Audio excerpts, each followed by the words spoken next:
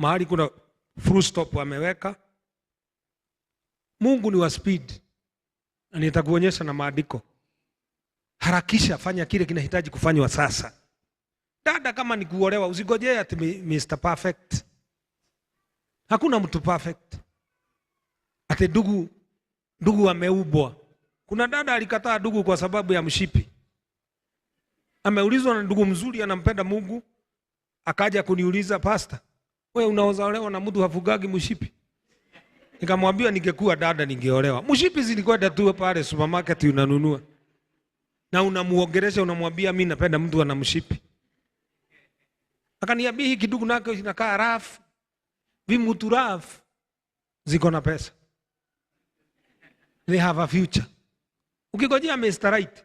Mimi nilipo mposa mama na akasema tutaoana, nilikuwa na ugonjwa wa ngozi.